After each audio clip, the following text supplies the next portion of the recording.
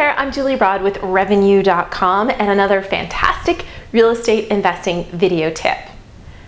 One of the questions that I got on Twitter, right? You know, you can tweet me at Twitter at Revenue, and I always tweet back, and sometimes I shoot a video to answer your question.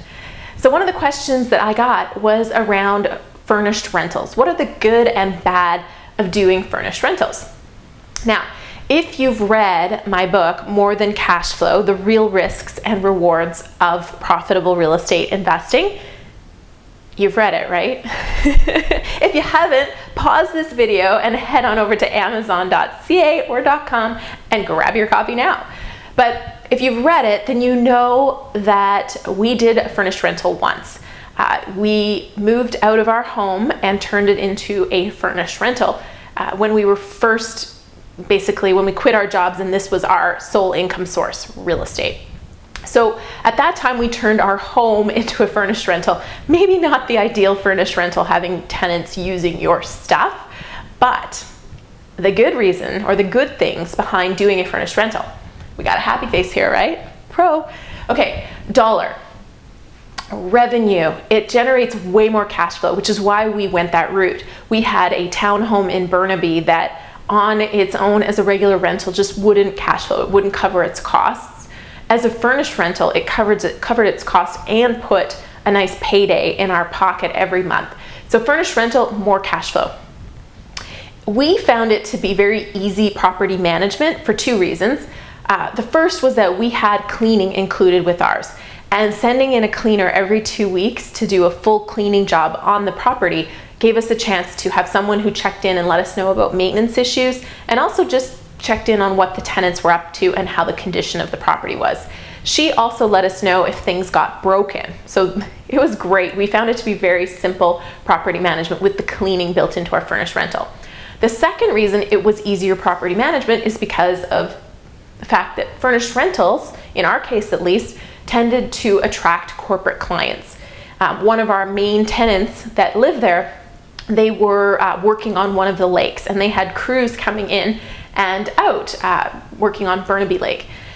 And if there was any issue, I just fired off an email to their office in Edmonton and things got resolved quickly. And there was never any issue with rent payment. It was very smooth. Working with corporate clients can be a fantastic and simple way to manage your property. So those were the three reasons that I really liked having a furnished rental.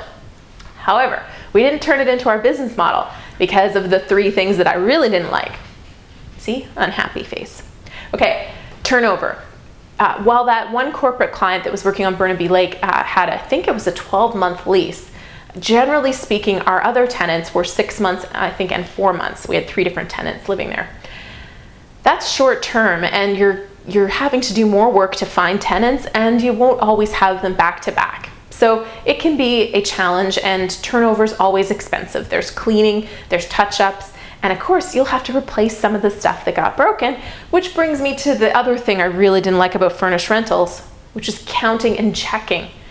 Keeping track of how many forks, how many cups, sheets, pillows, all of that stuff. You need to have a very accurate inventory list, and you got to count it and check it. And then if something's broken or missing, you charge it, you take it out of their deposit. If enough stuff is broken or missing, you don't have a big enough deposit to take all that money out of. So that's the part I really didn't like. And of course, the third point, which is cost of setup. In our case, we just let the tenants use most of our belongings, although we did buy new sheets and a few new things, and we replaced the bed.